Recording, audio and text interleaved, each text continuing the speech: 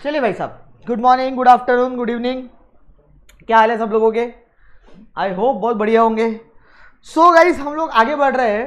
तो अब आगे बात क्या करनी है, सबसे पहले लास्ट क्लास का हमको रिवीजन करना है और जो हमारी प्रथा है, ठीक है, लाइक शेयर कमेंट वो सब आप लोग कर लेना, ठीक है। एंड सेकेंड थिंग, जो हमारी इंपॉर्टेंट चीज़ है कि क्या लास्ट क्लास में हमने क्या पढ़े थे उसको हम क्या कर लेते हैं, पहले बहुत ही बढ़िया तरीके से रिवाइज कर लेते हैं, फिर हम आगे बढ़ते हैं। हम बात कर रहे थे लास्ट क्लास में, if you remember, factor determining demand, that is also called age factor affecting demand, ठीक है, कि कौन कौन से फैक्टर्स होते हैं, कौन कौन से डिटर्मिनेंट्स है जिनकी वजह से डिमांड क्या होती है, अफेक्ट होती है।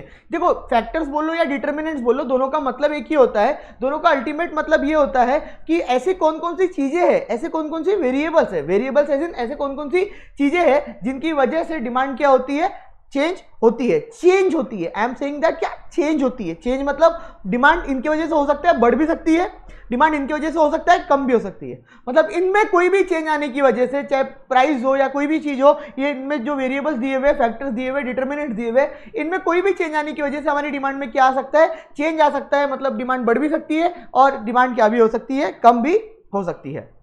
ये चीज हमने डिस्कस करे थे। तो सबसे इंपॉर्टेंट और पहली चीज हमने डिस्कस करे थे, प्राइस ऑफ द कमोडिटी। सबसे इंपॉर्टेंट फैक्टर होता है always price of the commodity. Whenever आप देखते हो कि प्राइस जो है वो क्या हो रही है, चेंज हो रही है, बाकी चीजों को हम एक बार का कांस्टेंट और इक्वल मान के चलते हैं। सर, बाकी चीजों को कांस्टेंट और इक्वल का मतलब क्या हो गया कि मैं अगर प्राइस की बात कर रहा हूं, मैं प्राइस वाले फैक्टर की बात कर रहा हूं, तो बाकी फैक्टर्स की उस समय बात नहीं कर रहा। मेरे लिए बाकी फैक्टर्स उस समय क्या है, सेम है, ठीक है। सो पॉइंट इज दैट कि मेरे जो प्राइस अगर चेंज हो रही है, प्राइस में अगर कमी आ रही है, प्राइस अगर कम हो रही है, सो बट ऑब्वियस सी बात है कि मेरी डिमांड क्या होंगी, बढ़ेंगी, ठीक है, क्योंकि मेरी प्राइस क्या हो रही है, कम हो रही है। मेरी प्राइस अगर बढ़ रही है, आप खुद प्रैक्टिकली सोच के देखो, मेरी प्राइस अगर बढ़ रही है, सो प्राइस बढ़ रही है, तो प्राइस बढ़ने की वजह से मेरी डिमांड क्या होंगी, कम होंगी। तो प्राइस कम होने से मेरी डिमांड बढ़ती है, प्राइस बढ़ने से मेरी डिमांड क्या होती है, कम होती है। इसीलिए लास्ट क्लास में आपको याद होगा तो हमने बोले थे कि प्राइस और डिमांड जो होते हैं वो इनवर्सली रिलेटेड होते हैं। इनवर्सली रिलेटेड का मतलब होता है एक के बढ़ने से दूसरा कम होता है, दूसरे के बढ़ने से एक कम होता है। Are you getting my point? तो ये हमने देखे थे।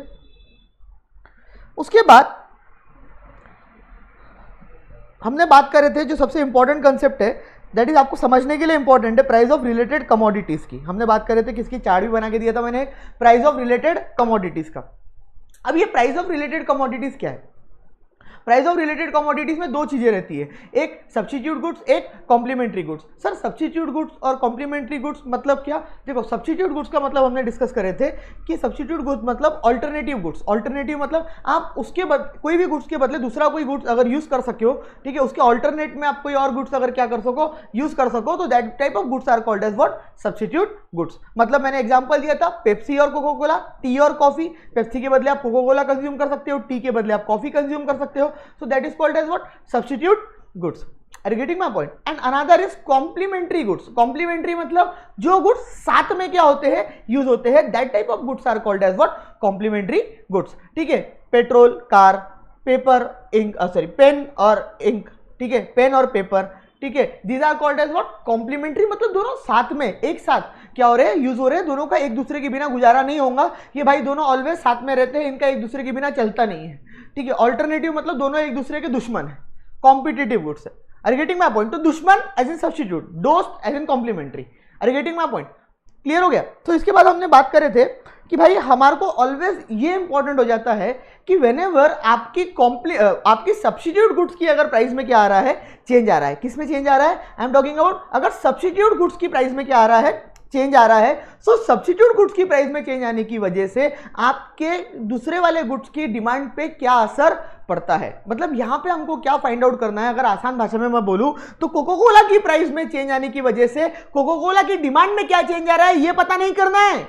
कोको कोला की प्राइस में चेंज आने की वजह से पेप्सी की डिमांड में क्या चेंज आ रहा है, ये हमको यहां पे क्या करना पड़ता है, पता करना पड़ता है। आई एम अगेन रिपीटिंग, हमको यहां पे कोको कोला की प्राइस में चेंज आने की वजह से कोको कोला की डिमांड में क्या फर्क पड़ रहा है, ये नहीं देखना है।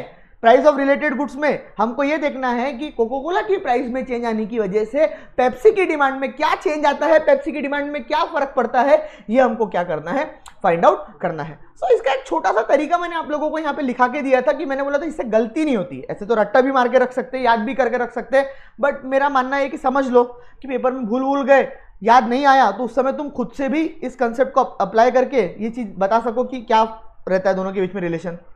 तो यहाँ पे मैंने आपको बताया था कि हमने पेप्सी, कोको कोला और पेप्सी लिए, प्राइस और डिमांड लिए, मतलब दोनों कॉम्प्लीमेंट्री, दोनों सब्स्टिट्यूट गुड्स है, कॉम्पिटेटिव गुड्स, सब्स्टिट्यूट गुड्स है, कॉम्पिटिटिव भी बोला जाता है, कॉम्पिटिशन है ना दोनों के बीच। तो प्राइस कोको कोला की, देखो यहाँ पे ध्यान से, प्राइस कोको कोला की क्या हो रही है अगर कम हो रही है, तो मैंने क्या बोला, प्राइस अगर कोको कोला की कम हो रही है तो इससे हमको इंपैक्ट निकालना है कि पेप्सी की डिमांड में क्या फर्क पड़ेगा। बट हम डायरेक्टली खुद ही ना मारते हुए हम ऐसा चलेंगे। देखो हम ऐसा आने से बेटर है कि हम ऐसा चले, तो हमारा आंसर ऑलवेज करेक्ट आएगा। अगर हम ऐसा रिलेशन निकालने की डायरेक्टली कोशिश करेंगे ना, डायरेक्टली यहाँ से यहाँ जंप मारेंगे ना, तो हमारी गलती होने के चांसेस ऑलवेज रहेंगे। अगर हम ऐसा चलेंगे ना तो हमारी गलती होने के चांसेस काफी नहीं के बराबर हो जाएंगे। सो मैंने बोला कि पेप्सी की प्राइस कम हुई, तो पेप्सी की प्राइस कम होने से पेप्सी की, sorry my mistake, Coca Cola की प्राइस कम हुई, कोको कोला की प्राइस कम होने से कोको कोला की डिमांड बढ़ गई। कोको कोला की प्राइस कम हुई, कोको कोला की प्राइस कम होने से कोको कोला की डिमांड क्या हो गई, बढ़ गई। अगर कोको कोला की डिमांड बढ़ रही है सो बट ऑब्वियस सी बात है कि तुम अगर कोको कोला पी रहे हो तो तुम क्या नहीं पियोगे, पेप्सी नहीं पियोगे।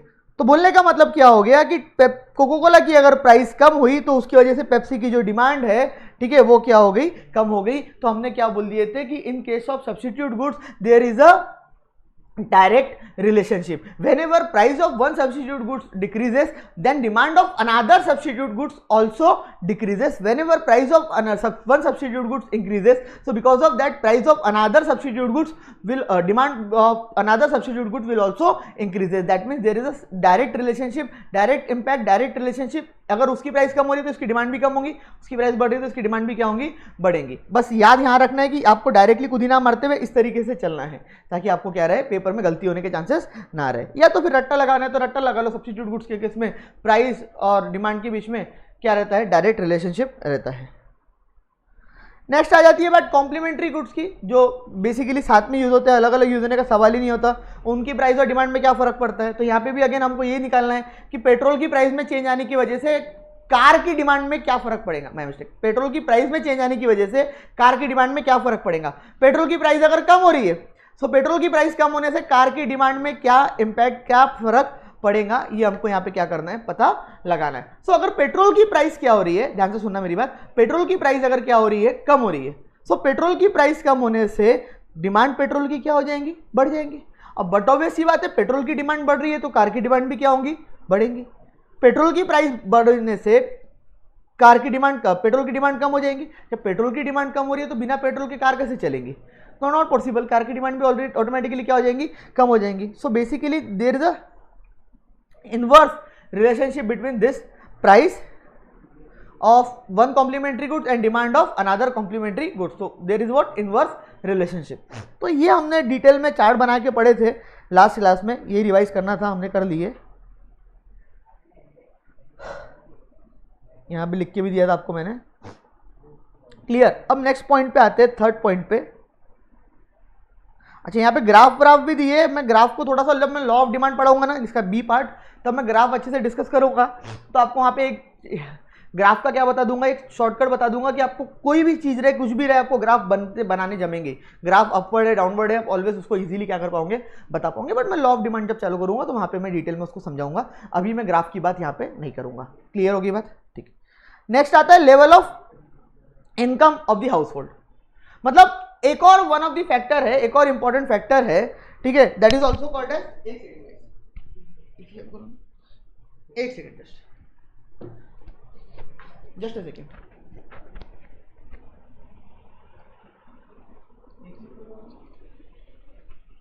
एक और इंपॉर्टेंट फैक्टर है that is level of income of house hold.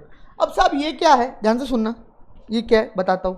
ये बोलता है कि भाई इनकम की वजह से भी, इनकम जो है, इनकम की वजह से भी हमारी जो डिमांड है उसके अंदर क्या पड़ता है, फर्क पड़ता है। मतलब अगर जो इनकम है आपकी, ठीक है, वो अगर चेंज हो रही है तो इनकम में चेंज आने की वजह से डिमांड में भी क्या आता है, बहुत हद तक चेंज आता है। तो सब इनकम में चेंज आने की वजह से डिमांड में किस तरीके से चेंज आता है, ये हमको समझना है। देखो सोच के देखो, प्रैक्टिकली तुम खुद ही इसका आंसर बता दोगे। तुम्हारी इनकम अगर कम हो रही है, तुम्हारी इनकम अगर कम है, तो इनकम कम होने की वजह से क्या होगा, तुम खर्चा कम करोगे, तो बट ऑब्वियस सी बात है तुम गुड्स की डिमांड कम करोगे। अगर तुम्हारी इनकम बढ़ रही है, ज्यादा है, इंक्रीज हो रही है, तो बट ऑब्वियस है तुम खर्चा ज्यादा करोगे। सो बट ऑब्वियस सी बात है तुम डिमांड क्या करोगे, ज्यादा करोगे। So always remember one thing कि इनकम और जो डिमांड होती है वो डायरेक्टली रिलेटेड होते हैं, डायरेक्टली प्रोपोर्शनल होते हैं, डायरेक्टली रिलेटेड होते हैं। मतलब अगर इनकम बढ़ती है तो डिमांड भी क्या होती है, बढ़ती है। इनकम कम होती है तो डिमांड भी क्या होती है, कम होती है। अरे बहुत कॉमन सी बात है ना यार, अगर तुम्हारी इनकम 50,000 रुपये है और तुम्हारी इनकम 50 से 40 होगी तो तुम खर्चा बढ़ा दोगे कि कम करोगे? सर बट ऑब्वियस सी बात है, कम करेंगे, डिमांड कम कर। सर तुम्हारी 50 से अगर 60 होगी तो बढ़ा दोगे कि कम कर दोगे? बढ़ा देंगे sir. So that is all about this कि इनकम अगर कम हो रही है तो डिमांड कम हो रही है, इनकम अगर बढ़ रही है तो डिमांड क्या हो रही है, बढ़ रही है। तो यहाँ पे क्या बोलता है, demand for a commodity also depends upon the money income of the house hold. हाँ, मनी इनकम के ऊपर ही डिपेंड करता है कितना पैसा तुम कमा रहे हो। Generally the larger the money income of the household, higher will be the quantity demanded of a particular goods, but change in the quantity demanded and change in income need not to be in same proportion. हाँ ये एक चीज़ है। अब ये थोड़ा सा सुन लो क्या है, इसका डाउट आप लोगों को आता है। ये सुन लो कि भाई अगर हम बात कर रहे हैं किसकी, चेंज इन क्वांटिटी डिमांडेड और चेंज इन इनकम की, वो दोनों हो सकता है कि दोनों सेम प्रपोर्शन में ना हो। सर सेम प्रपोर्शन में ना हो मतलब, अरे आपकी इनकम अगर 10,000 से बढ़ी तो आप एक्जैक्टली 10,000 से डिमांड थोड़ी ना बढ़ाओगे। अगर आपकी इनकम 10,000 से कम होगी तो एक्जैक्टली 10,000 से डिमांड थोड़ी ना कम करोगे। सो इसका मतलब ये हो गया कि ये दोनों सेम प्रपोर्शन में नहीं रहते। Are you getting my point? So need not be in same proportion. Are you getting my point? So बोलने का मतलब ये है कि हाँ ये तो है कि अगर इनकम बढ़ेंगी सो डिमांड बढ़ेंगी, इनकम कम होंगी तो डिमांड भी कम होंगी, but that is not in the same proportion कि जितने परसेंटेज से, जितने अमाउंट से, जितने परसेंटेज से इनकम बढ़ रही है उतने ही परसेंटेज से डिमांड भी क्या होंगी, बढ़ेंगी। जितने परसेंटेज से, जितने अमाउंट से इनकम कम हो रही है उतने ही परसेंटेज से डिमांड भी क्या होंगी, कम होंगी। एक सेकेंड गाइज, मेरी आवाज आ रही होंगी आप लोगों को, just a second, just a second, just a second guys.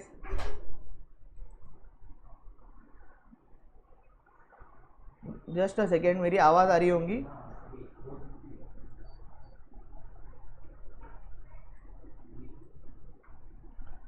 हाँ हो जाता है, कभी कभी टेक्निकल इश्यूज हो जाते हैं। हाँ तो कहाँ पे थे हम लोग, क्या बात कर रहे थे?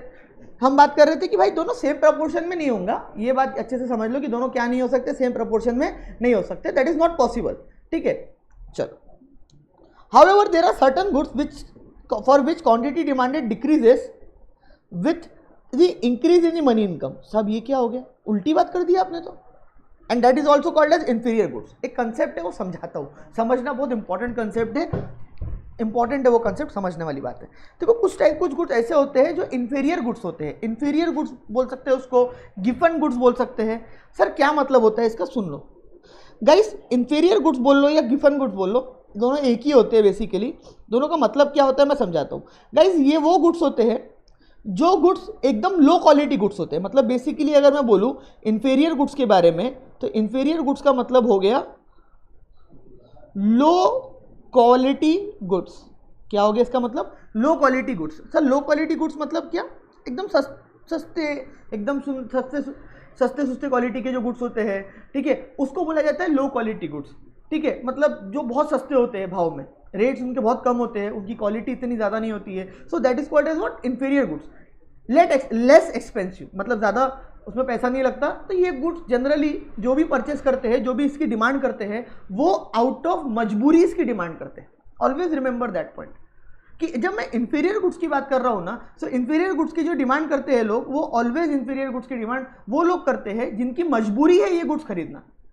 सर एग्जाम्पल के लिए क्या हो गया, जैसे फॉर एग्जाम्पल जो नॉर्मल गेहूँ आती है, सपोज नॉर्मल गेहूँ 15 रुपये केजी आती है, ठीक है। वीट 1 केजी कितने की आती है, 15 रुपीज़ की। अब इसमें एक कम क्वालिटी वाली सस्ती एकदम क्वालिटी वाली जो गेहूं है वो 2 रुपये केजी भी आती है, या एकदम 2 रुपये नहीं बोलूंगा तो मैं 5 रुपये केजी भी आती है दोनों वीट्स। ये नॉर्मल क्वालिटी है, जो नॉर्मल लोग खरीदते हैं, नॉर्मल क्वालिटी गुड्स है। और ये क्या हो गया, एकदम इंफीरियर क्वालिटी गुड्स, जो लोगों की मजबूरी की वजह से लोग क्या करते हैं, परचेस करते हैं। भाई किसी को नहीं है कि वो घटिया क्वालिटी की गेहूं खाए या कम क्वालिटी वाली गेहूं खरीदे, किसी को नहीं होता ऐसा, ठीक है। लेकिन कम क्वालिटी वाली गेहूं या घटिया क्वालिटी वाली गेहूं या सस्ती क्वालिटी वाली चीज़ें क्यों खरीदी जाती है, क्योंकि वो उनकी क्या है, मजबूरी है, उनके पास उतना पैसा, उतनी इनकम नहीं है। Are you getting my point? तो that type of goods are called as what, inferior goods. अभी आप लोगों ने सुने हो कि नहीं सुने मालूम नहीं, चाइना के पहले फोन आते थे। आप लोग तो खैर छोटे होंगे, पहले एक टाइम पे चाइना के फोन आया करते थे। मतलब जो आप देख रहे हो ना 50-50 हज़ार के फ़ोन रहते थे, 40-40 हज़ार के फ़ोन जो रहते थे, उनके कंपैरिजन में उनके ही टाइप की फीचर्स वो चाइना के 2000 वाले फ़ोन में रहते थे। हाँ, फ़र्क दिखता था काफ़ी उसके अंदर, चले तो बहुत दूर तक चलेंगे, नहीं तो 2 दिन में ही ख़राब हो जाते थे। So that is also called as what, inferior goods. Are getting my point? मतलब है वही गुड्स लेकिन उसकी क्वालिटी क्या है, कम है। सो पॉइंट ये है कि अगर वो जो गुड्स है वो कौन लोग खरीदते हैं, जो बहुत गरीब है या जिनकी मजबूरी है वो क्या खरीदना गुड्स, कोई अपनी चॉइस के हिसाब से वो गुड्स नहीं खरीदता।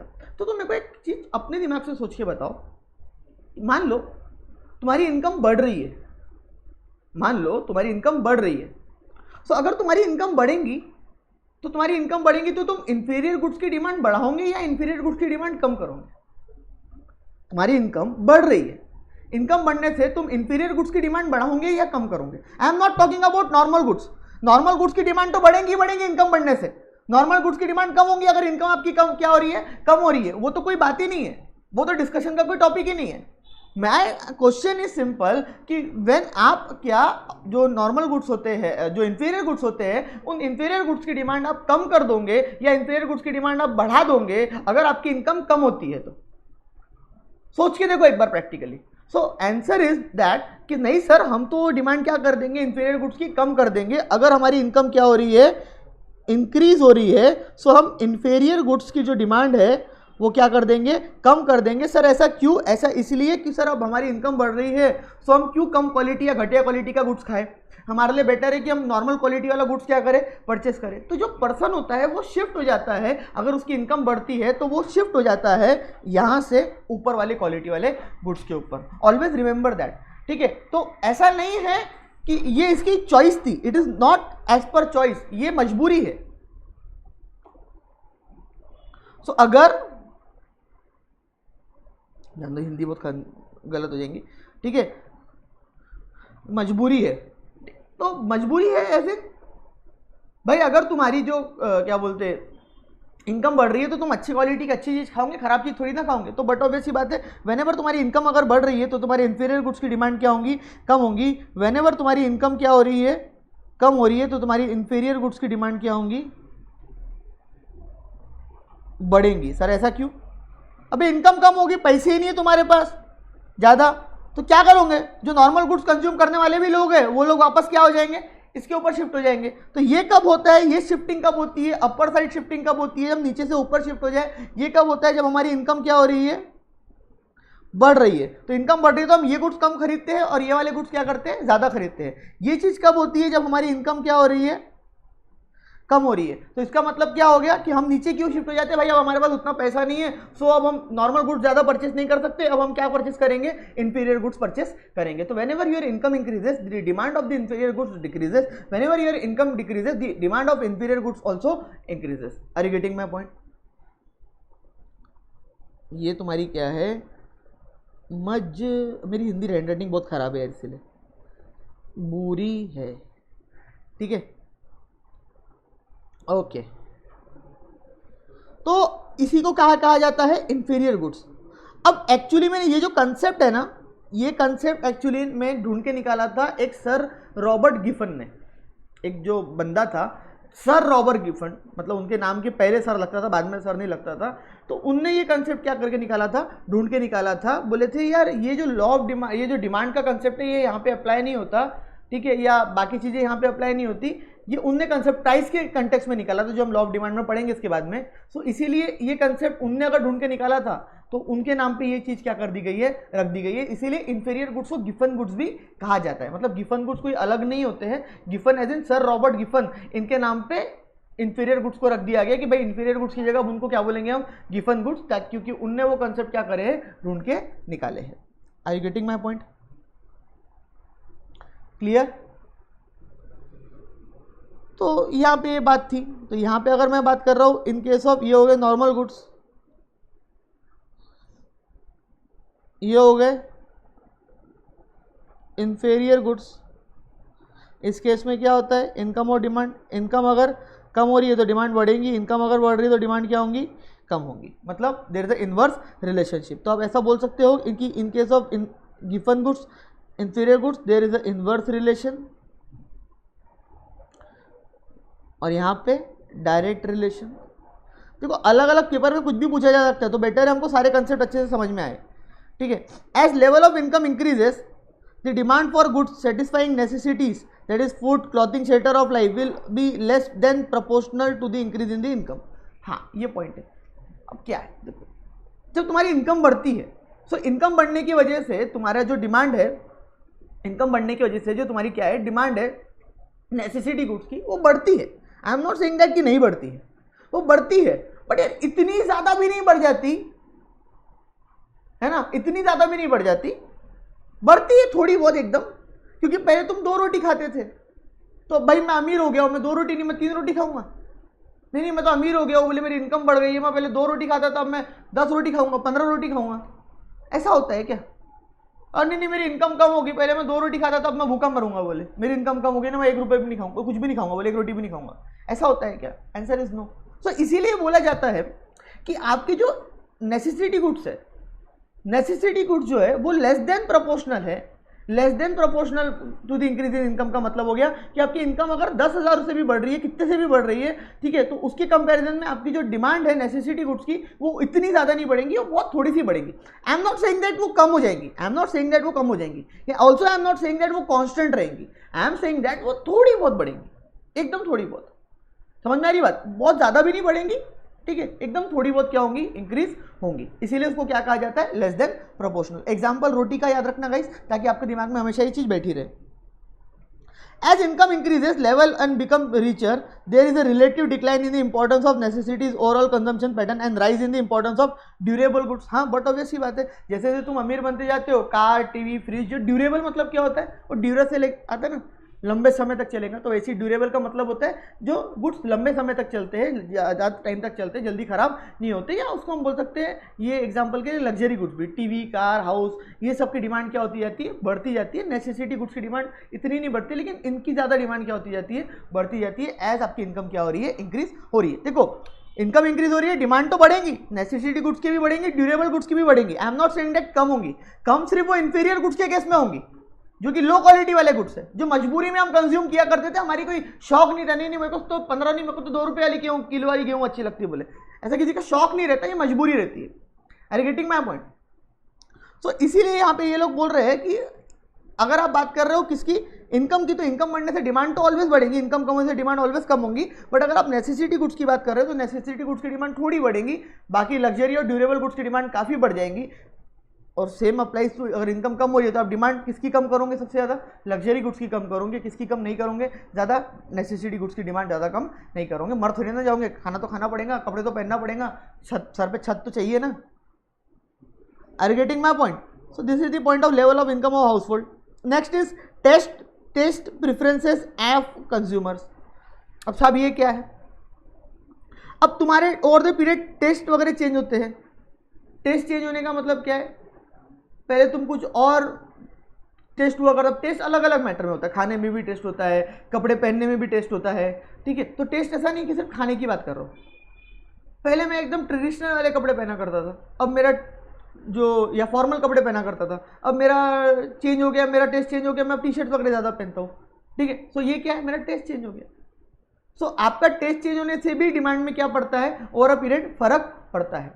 हाँ, जिस चीज़ में आपका टेस्ट कम हो गया उसकी डिमांड ऑटोमेटिकली कम हो जाएंगी, जिस चीज़ में आपका टेस्ट ज़्यादा हो गया, शिफ्ट हो गया, उसमें डिमांड ऑटोमेटिकली क्या हो जाएंगी, बढ़ जाएंगी। That is called as what, taste change होना। प्रेफरेंसेस बहुत मज़ेदार चीज़ है ये प्रेफरेंस। प्रायोरिटीज बोल सकते हैं, प्रेफरेंसेस बोल सकते हैं। अब तुम में से ही कोई लड़के की बात ले लो, आज कोई लड़के को मैं पूछूंगा कि भाई तेरी अगर इनकम बढ़ती है, तेरे को पूछूं कि तेरा आज की तारीख में प्रेफरेंस क्या है, तेरे को क्या खरीदना है, तो वो क्या बोलेगा, सर कार, बाइक वगैरह, एकदम अच्छी वाली बाइक बोले, गुड क्वालिटी बाइक, ये वो ऐसा वैसा। और यही चीज़ मैं उसको 15 साल बाद या 10 साल बाद पूछूंगा वही लड़के को, तुम किसी का भी नाम एज्यूम कर लो अपने में से, तो फिर वो पता है क्या उसका प्रेफरेंस हो जाएगा, वो बाइक से शिफ्ट होके वो मैमी पोको पैड्स आते हैं ना, उसका मैमी पोको पैड्स बच्चों वाले, क्योंकि उसका प्रेफरेंस उस समय अब क्या हो चुका है, चेंज हो चुका है। उसकी प्रायोरिटी अब क्या हो चुकी है, चेंज हो चुकी है। पहले उसकी प्रायोरिटीज बाइक्स थी, लेकिन अब उसकी प्रायोरिटीज बच्चा है या कुछ और चीज़ें हैं। सो टाइम टू टाइम ये चीज़ें क्या होती रहती है, आपकी प्रेफरेंसेस, आपकी प्रायोरिटीज चेंज होती रहती है। सो उसकी वजह से भी डिमांड में क्या आता है, बहुत हद तक फर्क पड़ता है। क्लियर? अब यहाँ पे थोड़ा सा दिया है कि consumer taste and preference are also influenced by demonstration effect. ये थोड़ा सा मैं आगे पढ़ाऊंगा लेकिन फिर भी बता देता हूँ। दिखावा, लोगों के दिखावे की वजह से भी चीज़ें चेंज होती है। बोले मैं एप्पल आईफोन लूँगा, मैं देखता हूँ बहुत लोगों को, सर आपके पास भी तो है, पर मेरा दिखावा नहीं, मेरी मजबूरी है, कुछ काम में रहता है इसीलिए वो लेना पड़ता है, हम लोगों के काम उसी में चलते हैं। खैर, सो कुछ लोगों का दिखावा सिस्टम रहता है। नहीं बोले मैं भी एप्पल लेके घूमूंगा, बोले नहीं बोले मेरे को एप्पल ही चाहिए, मेरे को एकदम महंगी वाली बाइक चाहिए, बोले क्यों? तो जस्ट दिखावा। तो दिखावे की वजह से भी डेमोस्ट्रेशन इफेक्ट, उसकी वजह से भी उसके टेस्ट में और प्रेफरेंसेस में क्या आता है, चेंज आता है। तो इस वजह से भी लोग ज़्यादा से ज़्यादा क्या करते हैं, इसमें पैसा खर्चा करते हैं। नेक्स्ट पॉइंट इज, अब चिल्लर पॉइंट है। मेन तो पॉइंट इसमें इनकम रहता है, रिलेटेड वाला पॉइंट रहता है और प्राइस वाला पॉइंट रहता है। ये सबसे मेन है, मतलब इसके आगे में इसके ऊपर आगे भी और बहुत सारे कंसेप्ट आएंगे लॉ ऑफ डिमांड में। ऐसा नहीं है कि आगे इसके ऊपर कंसेप्ट नहीं आएंगे, इसके ऊपर आगे भी बहुत सारे कंसेप्ट आएंगे, तो इसलिए दिमाग में अच्छे से रखना। नेक्स्ट आता है population aspects. Demand for a commodity also depends upon the following aspects. ये चीज़ों के ऊपर भी डिमांड डिपेंड करती है। That is nothing but population aspects. Sir population aspects बोले तो क्या? पॉपुलेशन का साइज, पॉपुलेशन का कंपोजिशन, डिस्ट्रीब्यूशन ऑफ इनकम। एक एक करके बताता हूँ। ज़्यादा पॉपुलेशन है तो ज़्यादा डिमांड रहेंगी, higher the population higher will be demand, lower will be the population lower will be the demand. India demand भरपूर है, तुम बोलो क्या बेचना है, सब बिकता है यहाँ पे, मिट्टी भी बिकती। फॉरेन में चले जाओ, इतना आसान नहीं है बेचना, क्योंकि वहाँ पे डिमांड कम है, लोग ही नहीं है, पॉपुलेशन ही नहीं ज़्यादा है, तो फिर डिमांड कहाँ से बढ़ेगी? इंडिया की डिमांड भरपूर है हर चीज़ के लिए। तो यहाँ पे क्योंकि पॉपुलेशन का साइज बहुत ज़्यादा है, समझ में आ रही बात, तो higher will be the population of the particular region और a country, region or a country, higher will be the demand for all commodities naturally. Next is composition of a population, and what is meant by that composition? Composition का मतलब होता है भाई male female कितने हैं, उम्र वाले लोग कितने हैं, बुढ़े कितने हैं, जवान कितने हैं, इनके ऊपर भी बहुत हद तक क्या करता है, डिपेंड करता है कि तुम्हारी जो डिमांड है वो कौन से गुड्स की बढ़ेंगी, कौन से गुड्स की कम होंगी। अगर हमारे मिडिल एज ग्रुप के लोग ज़्यादा है, मतलब 15 से लेके 40 साल 50 साल तक के लोग ज़्यादा है, तो बट ऑब्वियसली बात है बाइक कार है ना, जो यंगर जनरेशन प्रीफर करती है उन चीज़ों की डिमांड बढ़ेगी। 55-60 के ऊपर वाले लोग हैं ज़्यादा से ज़्यादा, ओल्ड एज लोग हैं तो दवाइयों की डिमांड ज़्यादा रहेंगी।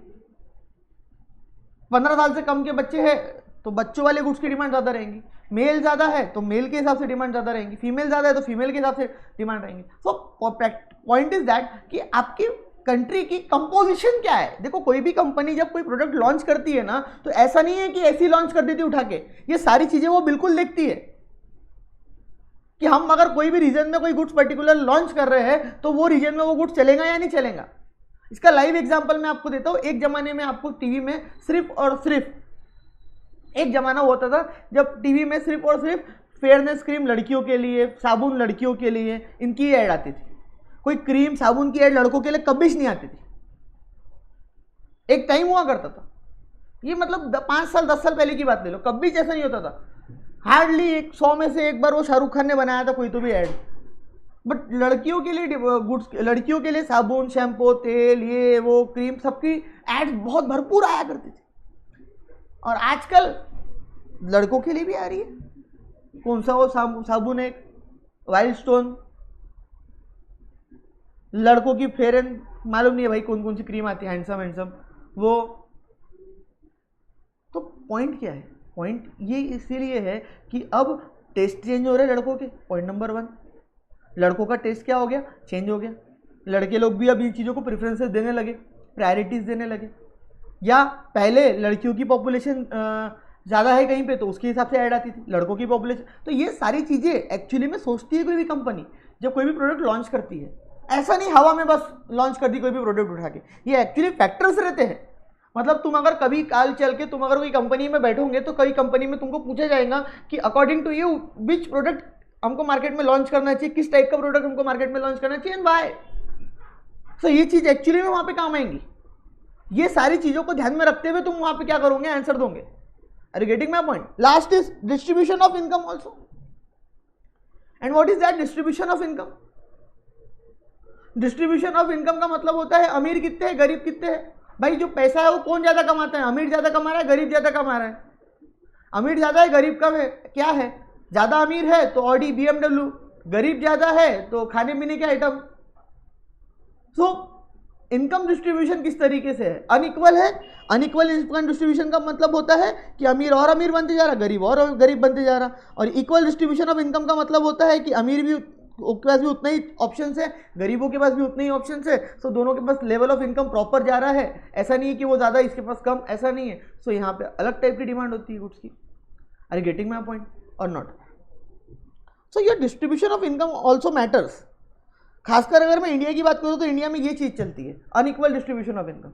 अमीर बहुत अमीर बनते जा रहे हैं, गरीब बेचारे और गरीब बनते जा रहे हैं। Are you getting my point? तो यहाँ पे अब ऐसे केसेस में क्या होता है कि द प्रोपेंसिटी टू कंज्यूम, खरीदने की कंज्यूम करने की क्षमता।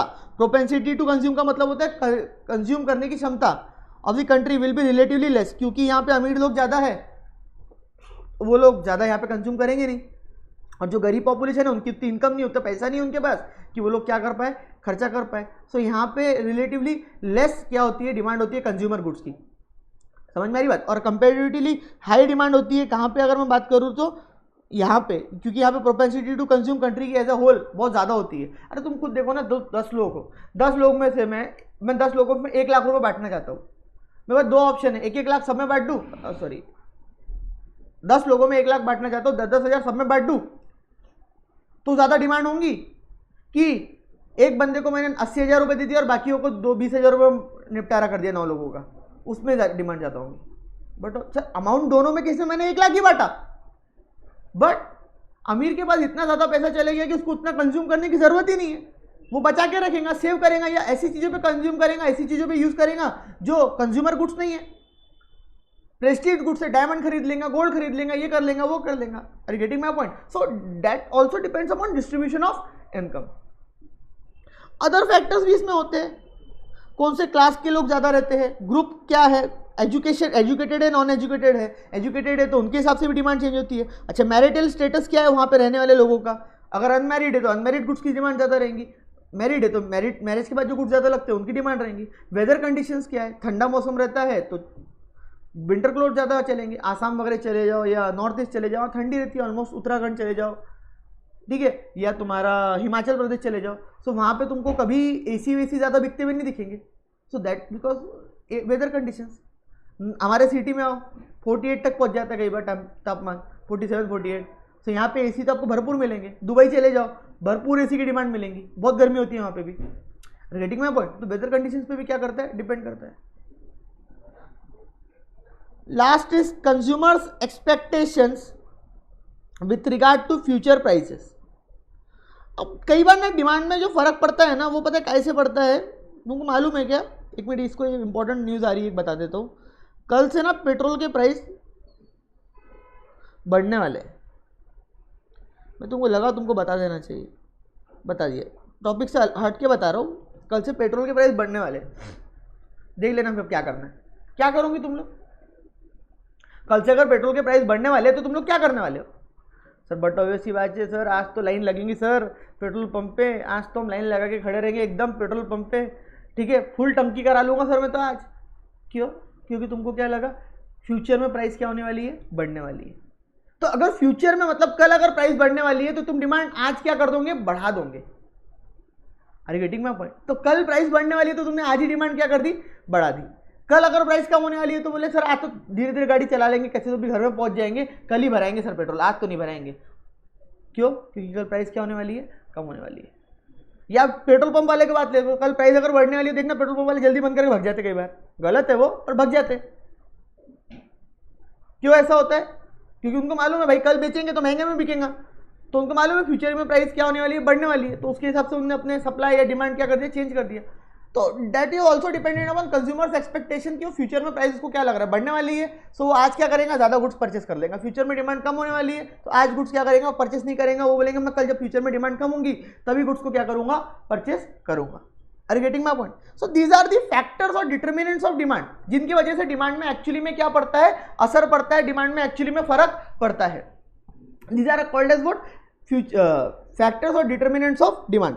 ठीक है, तो अच्छे से इसको रीड करना, क्योंकि इसके बाद जो लॉ ऑफ डिमांड है वो बहुत हद तक ये फैक्टर्स के ऊपर ही बेस्ड है। हाँ, ये कल पढ़ लेंगे। ये लॉ ऑफ डिमांड जो है ये बहुत हद तक जो डिस्कशन मैंने आज किए हैं वही डिस्कशन के ऊपर बहुत हद तक बेस्ड है। तो वहाँ पे तुमको कन्फ्यूजन और डाउट्स ना आए, इसलिए बेटर है कि तुम लोग ये चीज़ पहले आज अच्छे से पढ़ लेना, और हो सके तो कल मैं इसको पहले रिवाइज करा दूंगा, फिर ही आगे बढ़ूंगा, क्योंकि इसके आने वाले जो पॉइंट्स रहेंगे ना, इसके बाद जो लॉ ऑफ डिमांड जो चैप्टर पार्ट है इसका, उसके अंदर कहीं ना कहीं घूम फिर के ये पॉइंट बहुत आने वाले, घूम फिर के यही मैं रिपीट करते चलूंगा। अगर तुमको ये कंसेप्ट समझे होंगे प्रॉपरली आज वाले तो बेस्ट है, मतलब फिर तो कोई बात ही नहीं होती है। ठीक है, तो मिलते हैं कल guys, bye bye, thank you so much.